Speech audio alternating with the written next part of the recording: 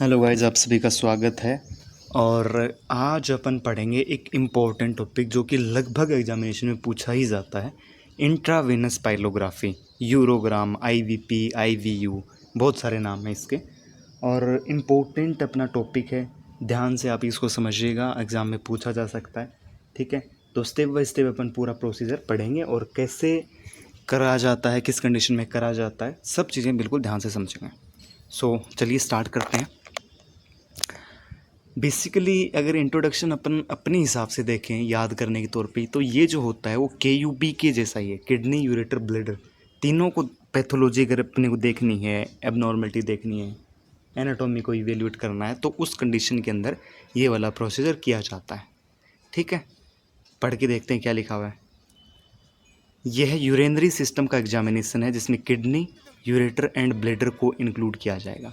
तो KUB वाला जो है पूरा एरिया वो इसमें इंक्लूड किया जाता है। ठीक है, कॉन्ट्रास्ट मीडिया को स्टडी के ड्यूरिंग इंट्रावेनसली इंजेक्ट किया जाएगा। जो कॉन्ट्रास्ट मीडिया होता है, जो आयोडीन बेस्ड कॉन्ट्रास्ट मीडिया होता है, उसको स्टडी के दौरान इंट्रावेनसली इंजेक्ट किया जाएगा, जो ब्लड स्ट्रीम में ट्रैवल करेगा एंड फिल्टर्ड एंड एक्सक्रीट होगा थ्रू किडनीज। तो ब्लड स्ट्रीम में इसको डाला जाएगा, उसके बाद में ये फिल्टर होगा और फिल्टर होने के बाद में किडनी के थ्रू ये एक्सक्रीट होगा, बाहर निकलेगा किडनी से। ठीक है, तो कॉन्ट्रास्ट मीडिया दे दिया ब्लड स्ट्रीम में देने के बाद में फिल्टर हुआ, फिल्टर होने के बाद में किडनी से बाहर निकल गया। इंट्रावेनस पाइलोग्राफी में कॉन्ट्रास्ट ट्रैवल करेगा through urinary system and provide करेगा structural and functional information of the urinary system on x ray images. Intravenous pyelography में कॉन्ट्रास्ट है वो ट्रैवल करता है यूरिनरी सिस्टम के थ्रू, जैसे किडनी से आया, किडनी से फिर यूरिनरी ब्लैडर तक आया। ठीक है, यूरेटर से होता है वहाँ फिल्टर हुआ, फिल्टर होके यूरेटर से होता हुआ ब्लैडर के अंदर आ गया। ठीक है, तो इतने तक जब वो आएगा तो उसमें स्ट्रक्चरल और फंक्शनल इन्फॉर्मेशन को दिखाएगा। एक्सरे जब उसका लेंगे तो एक्सरे कराया जाएगा तो उसमें ये सारी की सारी इन्फॉर्मेशन निकल के आ जाएगी। ठीक है, तो यूरिनरी सिस्टम की इन्फॉर्मेशन अपने को IVP से मिल जाएगी। फिर आती है एनाटॉमी। एनाटॉमी में क्या क्या शामिल करेंगे इसमें? यूरिनरी सिस्टम में कंसिस्ट होगा किडनी, यूरेटर एंड ब्लैडर। तो तीनों चीज़ें इसमें शामिल करी जाती हैं। किडनी ब्लड को फिल्टर करती है, तो किडनी ब्लड को फिल्ट्रेशन का काम करती है और यूरिन बनाती है। ठीक है, यूरिन प्रोड्यूस करने का काम करती है। यूरिन बॉडी का वेस्ट प्रोडक्ट होता है, तो बॉडी से यूरिन वेस्ट प्रोडक्ट के तौर पे निकलेगा।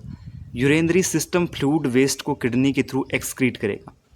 जो यूरिनरी सिस्टम होता है, किडनी, यूरेटर, ब्लैडर, ये सारी चीज़ें मिल कर के यूरिनरी सिस्टम बनाती हैं और वो फ्लूइड वेस्ट को किडनी के थ्रू बाहर निकालेगा, एक्सक्रीट करेगा। यह ऑल्सो रेगुलेट करेगा blood volume, blood pressure and pH level. तो जो किडनी है, जो एक्सक्रीशन सिस्टम है, वो ब्लड का वॉल्यूम मेंटेन करता है, ब्लड प्रेशर BP मेंटेन करता है और pH लेवल को मेंटेन करता है। इन तीनों चीज़ों को मेंटेन करने का काम करता है। अब सबसे पहले किडनी के बारे में बात करता हूँ। किडनी में क्या क्या होता है? तो किडनी है वो पेयर में होती है, मतलब जोड़े में होती है। दो किडनी है ना, बीन शेप की होती हैं। ऑर्गन है जो कि लोकेटेड होगा इन दी पोस्टीरियर एब्डोमेन, मतलब पेट की पीछे की साइड में किडनी प्रेजेंट होती है। अपना जो ये वर्टिब्रल कॉलम होता है वहाँ पे प्रेजेंट होती है पीछे की साइड में, उसके दोनों साइड में किडनी प्रेजेंट होती है पोस्टीरियर साइड में। ईच किडनी अप्रोक्स 10 से 12 सेंटीमीटर लंबी होती है। तो किडनी की लंबाई कितनी होती है? 10 से 12 सेंटीमीटर। किडनी लाई करेगी either side of the vertebral column या फिर बॉडी। तो वर्टिब्रल कॉलम है उसके दोनों साइड में किडनी प्रेजेंट होती है। बोथ किडनी एक्सटेंडेड होगी फ्रॉम T12 टू L3, यानी थोरेसिक 12 से लेकर लंबर 3 तक जो स्पाइन होती है अपनी, वहाँ तक ये एक्सटेंड करती है। ईच किडनी के टॉप पर एड्रिनल ग्लैंड पाई जाती है। ठीक है, लोकेटेड या सिचुएटेड होती है। किडनी इनक्लोज्ड होगी बाय ए टफ कैप्सूल, जो कि बना होगा फेसिका लेयर का एंड फैट लेयर का। तो किडनी के चारों तरफ क्या पाया जाता है? एक टफ कैप्सूल पाया जाता है, जो किसका बना होता है? फेसिका लेयर का बना होता है या फिर फैट का लेयर बना होता है, फैट उसके ऊपर चढ़ी हुई होती है। राइट किडनी स्लाइटली लोअर होती है क्योंकि लेफ्ट साइड में लीवर प्रेजेंट होता है। तो राइट साइड में देखो, राइट किडनी स्लाइटली लोअर क्यों है? क्योंकि प्रेजेंस है, राइट साइड में लीवर भी होता है, तो लीवर उसको क्या करता है? थोड़ा नीचा कर देता है, पुश कर देता है। ठीक है, तो राइट वाली किडनी लेफ्ट वाली किडनी से थोड़ा सा नीचे प्रेजेंट होती है। रीनल पेरेनकाइमा किडनी का फंक्शनल पार्ट होता है। रीनल पेरेनकाइमा फंक्शनल मतलब उसका जो फंक्शन करने वाला पार्ट है, जो ब्लड को फिल्टर करने का काम करता है और यूरिन बनाता है, वो वाला पार्ट होता है रीनल पेरेनकाइमा। और रीनल पेरेनकाइमा को दो भाग में बांटा जाता है, डिवाइड किया जाता है। एक तो कोर्टेक्स होता है, एक मेडुला होता है। ये किसके भाग हैं? रीनल पैरेन्काइमा के भाग। तो कोर्टेक्स आउटर पार्ट हो गया और मेडुला वो इनर पार्ट हो गया, भीतर का पार्ट। ठीक है, cortex outer, medulla inner part हो गया। मेडुला को आगे पिरामिड में डिवाइड किया जाएगा। जो मेडुला होता है उसमें पिरामिड बने होते हैं। ठीक है, रीनल पिरामिड्स उनका नाम होता है। रीनल पिरामिड के एपेक्स पे कैलिक्स पाया जाता है। रीनल पिरामिड का जो अपेक्स होता है वहाँ पे कैलिक्स पाया जाता है। माइनर कैलिक्स बनाएगा आगे मेजर कैलिक्स। अब देखो यहाँ पे लिखा है कि जो माइनर कैलिक्स वाले, जो छोटे वाले कैलिक्स हैं, वो मिलके क्या बनाएंगे? बड़ा वाला मेजर वाला कैलिक्स बनाएंगे, जो कि आगे रीनल पेल्विस बनाएगा। ठीक है, तो माइनर से मेजर, मेजर से रीनल पेल्विस बन गया। ईच किडनी में फिल्टरिंग यूनिट पाई जाती है जिसको नेफ्रॉन बोलते हैं। तो किडनी के अंदर नेफ्रॉन पाए जाते हैं, अपने को पता है। यूरिन पास करेगा थ्रू दी मेजर कैलिक्स, उसके बाद में जाएगा रीनल पेल्विस में, और देन वो जाएगा यूरेटर के अंदर।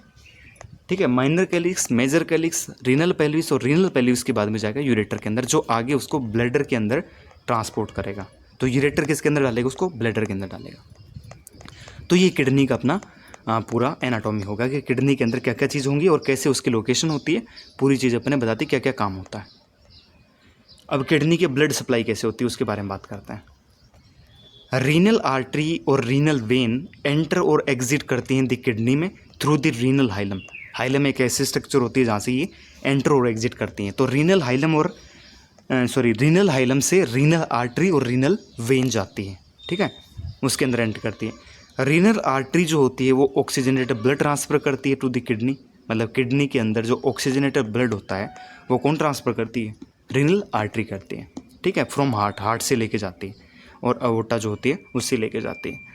रीनल वेन जो होती है वो ट्रांसफ़र करेगी filtered deoxygenated blood from the kidney to the IVC. आपकी जो रीनल वेन होती है वो क्या ट्रांसफ़र करेगी? वो फिल्टर्ड डीऑक्सीजनेटेड ब्लड, क्योंकि किडनी का काम है ब्लड को फिल्टर करना। उसने फिल्टर कर दिया, फिल्टर करने के बाद में वापस जो ब्लड है वो जाएगा वेन के थ्रू, है ना, आईवीसी में, इंफीरियर वेना केवा के अंदर डाला जाएगा। फिर आता है यूरेटर, अगला पार्ट है किडनी, यूरेटर, ब्लैडर। ठीक है, तो यूरेटर आता है। भैया यूरिन को किडनी से ब्लैडर में ट्रांसपोर्ट करने का काम ये करते हैं, और मोस्ट डिस्टल पोर्शन होते हैं। ये यूरेटर को वेसाइको यूरेट्रिक जंक्शन कहा जाता है। भाई जहाँ से यूरेटर और ब्लैडर आपस में मिलते हैं वो जंक्शन होता है वेसाइको यूरेट्रिक जंक्शन। ठीक है, उसको ये बोलते हैं जहाँ पे यूरेटर और ब्लैडर आपस में कनेक्ट करेगा।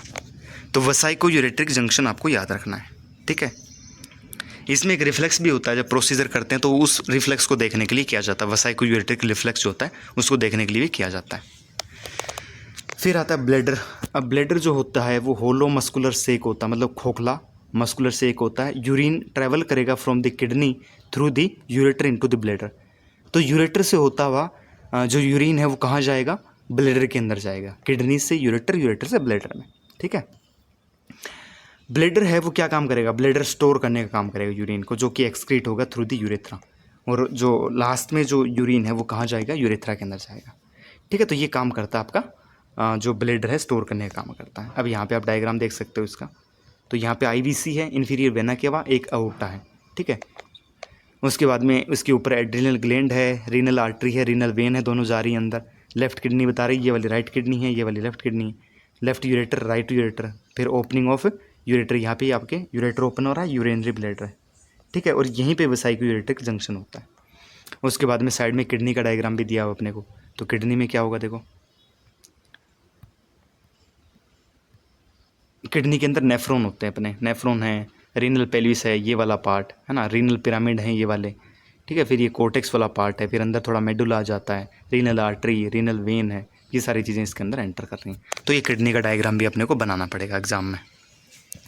ठीक है, तो ये दोनों हो चुके हैं, और अभी अपन ब्लैडर के बारे में पढ़ रहे हैं। तो ब्लैडर स्टोर करने का काम करता है। ठीक है, अब फंक्शन क्या है देखो, पूरे सिस्टम का फंक्शन क्या है? ब्लड प्रेशर को मेंटेन करने का काम होता है ना, by the production of renin hormone. Cortex जो होता है, किडनी का जो कोर्टेक्स पार्ट होता है उससे रेनिन हार्मोन निकलता है, और रेनिन हार्मोन क्या करता है? बीपी मेंटेन करने का काम करता है, बीपी बना के रखता है बॉडी की। ठीक है, किसका काम है ये? रेनिन हार्मोन का काम है। आरबीसी प्रोडक्शन को रेगुलेट करना इरिथ्रोपोइटिन हार्मोन। भाई अपने के अंदर लाल रक्त कोशिकाएं जो हैं, आरबीसी है, वो अगर बनाना है, उनका प्रोडक्शन करना है, तो उसको रेगुलेट करने का काम कौन करेगा? इरिथ्रोपोइटिन नाम का हार्मोन करता है। अगर वो हेल्प करेगा तभी जाके आरबीसी बनेगी। ठीक है। ब्लड को फिल्टर करना एंड यूरिया को सेपरेट करने का काम है, मिनरल साल्ट को, टॉक्सिन को एंड अदर वेस्ट प्रोडक्ट को फ्रॉम दी ब्लड। तो ब्लड को फिल्टर करने का काम भी इसका होता है, ठीक है। फंक्शन बता रहे हैं अपने किडनी और इनका फंक्शन क्या है। ब्लड को फिल्टर करना, फिल्टर करने के बाद में यूरिया को उससे अलग करना, है ना। मिनरल साल्ट को, टॉक्सिन को, अदर वेस्ट प्रोडक्ट को ब्लड से निकालने का काम है जो है वो इनका है, ठीक है। ब्लड से वेस्ट प्रोडक्ट को एक्सक्रीट करने का काम है, ठीक है। बॉडी से water and electrolyte balance maintain करने का काम भी किसका होता है, किडनी, यूरेटर, ब्लैडर, इनका काम होता है, ठीक है। मेन तो किडनी के काम है ये सारे, पर ये शामिल मिलाकर भी अपन लिख सकते हैं इस चीज़ को, ठीक है। तो बीपी मेंटेन करता है, बीपी मेंटेन करने का किससे करता है, रेनिन हार्मोन से। आरबीसी प्रोडक्शन को मेंटेन करता है इरिथ्रोपोइटिन हार्मोन से, है ना। ब्लड को फिल्टर करने का काम करता है, यूरिया को सेपरेट करता है, मिनरल साल्ट को अलग करता है ना, टॉक्सिन को अलग करता है, उसमें से वेस्ट प्रोडक्ट निकालता है। इसके अलावा ब्लड से वेस्ट प्रोडक्ट एक्सक्रीट करता है और वाटर और इलेक्ट्रोलाइट का बैलेंस मेंटेन करता है। ये इतने सारे काम होते हैं। अब अपना मेन प्रोसीजर जो है उसके बारे में बात करेंगे कि वो क्यों किया जाता है, इंडिकेशन क्या है, किन किन कंडीशन के अंदर किया जाता है। तो इंडिकेशन देखते हैं। Sign and symptom of IV pyelography are following, मतलब कौन कौन से साइन ऑफ सिम्टम है उसके बारे में देखो। ऑब्स्ट्रक्टिव यूरोपैथी अगर है, ऑब्स्ट्रक्टिव यूरोपैथी मतलब रुकावट वाली चीज़ें अगर हो रखी हैं, तो आईवीयू जो होता है वो गोल्ड स्टैंडर्ड होता है। मतलब कहीं भी रुकावट है, किडनी से लगा करके ब्लैडर तक में, है ना, रुकावट है, ऑब्स्ट्रक्शन है, और उस चीज़ को अपने को देखना है, तो उसके लिए आईवीयू जो है, आईवीपी जो है वो एक गोल्ड स्टैंडर्ड है ना। एक गोल्ड बोलते हैं ना, गोल्ड मेडलिस्ट है, तो उस टाइप से गोल्ड स्टैंडर्ड है। अगर यूरिनरी ट्रैक्ट की टीबी हो रखी है, यूरिनरी ट्रैक्ट है उसकी टीबी है, तो उस कंडीशन के अंदर भी ये किया जाता है, ठीक है। और बच्चों के अंदर, चाइल्ड में कैसे करेंगे, चाइल्ड के अंदर अगर यूरिनरी ट्रैक्ट का माल फॉर्मेशन हो रखा है उस कंडीशन के अंदर, और न्यूरोलॉजिकल डिसऑर्डर है उस कंडीशन के अंदर आईवीपी किया जाता है। अब अपन पढ़ेंगे मेनली अडल्ट के बारे में कि अडल्ट के अंदर कैसे किया जाता है। सबसे पहले रीनल स्टोन अगर है, किडनी स्टोन है किसी को, उस कंडीशन के अंदर करना पड़ेगा। डिस्यूरिया का मतलब पेनफुल यूरिनेशन किसी को है, उस कंडीशन में। हेमेटूरिया का मतलब है ब्लड आ रहा है यूरिन के अंदर, उस कंडीशन में। पायरिया का मतलब है अगर पस आ रहा है यूरिन के अंदर, उस कंडीशन में। रीनल कोलिक अगर है ना, पेन हो रहा है स्टोन की वजह से, उस कंडीशन के अंदर अपन करेंगे। किडनी की एबनॉर्मलिटी है, यूरेटर की एबनॉर्मलिटी है, ब्लैडर की एबनॉर्मलिटी है, तो उस कंडीशन में भी आईवीपी किया जाता है। सस्पेक्टेड मास लेजाइन है किडनी यूरेटर ब्लैडर के अंदर, तो भी करेंगे। यूरिनरी ट्रैक्ट का कोई इन्फेक्शन हो रखा है उस कंडीशन के अंदर करेंगे। यूरिनरी सिस्टम के फंक्शन को इवेल्युएट करने के लिए, भाई यूरिनरी सिस्टम पूरा ढंग से काम कर रहा है या नहीं कर रहा, तो उस चीज़ को देखने के लिए भी ये किया जाता है, ठीक है। इसके अलावा ट्रॉमा वगैरह है, सस्पेक्टेड रीनल ट्रॉमा, उस कंडीशन के अंदर भी आईवीपी किया जाता है। तो ये सारी चीज़ें आपको याद रखनी है। देखो मेन तो ये है, स्टोन है और डिस्यूरिया है ना, दर्द हो रहा है यूरिन के टाइम पे, है ना। हेमेटूरिया है, ब्लड आ रहा है, या फिर पायरिया पस आ रहा है, ठीक है। स्टोन की वजह से दर्द हो रहा है, एबनॉर्मलिटी है, कोई सस्पेक्टेड मास लेजाइन है, यूरिनरी ट्रैक्ट का इन्फेक्शन है, ट्रॉमा है, और ये यूरिनरी सिस्टम का फंक्शन इवेल्युएट करना है। तो इन सारी कंडीशन के अंदर अपन क्या करेंगे, आईवीपी परफॉर्म करेंगे, ठीक है। अब कॉन्ट्राइंडिकेशन, कौन सी कंडीशन के अंदर नहीं करना है उसके बारे में बात करते हैं। तो फॉलोइंग स्पेसिफिक सिचुएशन में प्रोसीजर में नहीं करना है ना, अदरवाइज क्या हो सकता है, हार्मफुल हो सकता है किसी इंसान के लिए, पेशेंट के लिए दिक्कत कर सकता है। किन कंडीशन में, अगर हाइपर सेंसिटिविटी हाइड्रोनेटेड कॉन्ट्रास्ट मीडिया से, तो नहीं करना।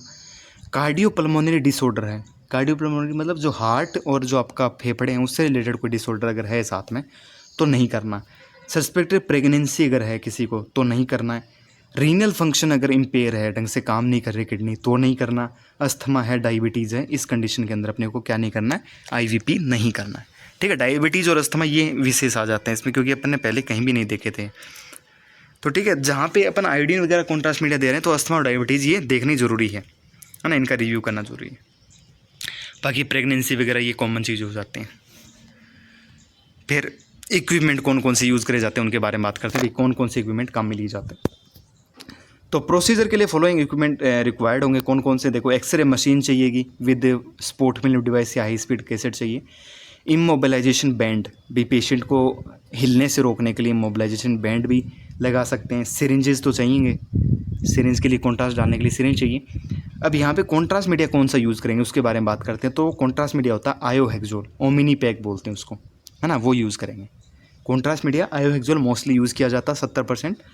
अडल्ट के अंदर 300 मिलीग्राम आयोडीन पर ml, 1 ml के अंदर 300 मिलीग्राम, और चाइल्ड बच्चे के अंदर 240 मिलीग्राम आयोडीन पर ml यूज़ करी जाएगी।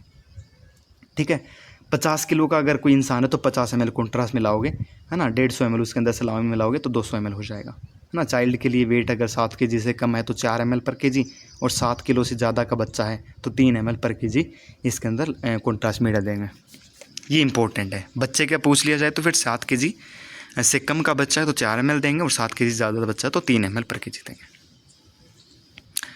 इसके अलावा स्प्रिट, क्योंकि अपने को जहाँ से कॉन्ट्रास्ट देना वो क्लीन करना वो एरिया, तो स्प्रिट देंगे, यूज़ करेंगे। एब्डोमिनल कंप्रेशन, है ना, किडनी को सेपरेट करने के लिए वर्टिब्रा से एब्डोमिनल कंप्रेशन लगाया जाता है, तो वो इंपॉर्टेंट है। 20 गेज का scalpel when set cannula use किया जाएगा। ठीक है, 20 गेज का याद रखना, 20 गेज का कैनुला स्कैल्पल वेन सेट चाहिए। Water soluble non ionic contrast media 1 ml पर kg बॉडी वेट के हिसाब से, ये तो अपन ने बता दिया।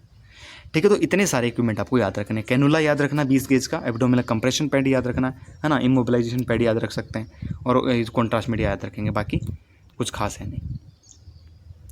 फिर पेशेंट प्रिपरेशन, अब पेशेंट को कैसे रेडी करेंगे प्रोसीजर के लिए, उसके बारे में बात करते हैं। पेशेंट को आस्क करें to take low residue diet 2 day prior to the examination and drink करे clear liquid the day before the examination. तो ये सबसे कॉमन है, बार बार देखते आ रहे हैं। अब यहाँ पे पेट सफाई के लिए क्या कर रहे हैं अपन, एल्जेक्टिव बिसाकोडाइल डल्कोलेस या कैस्टर ऑयल दिया जा सकता है।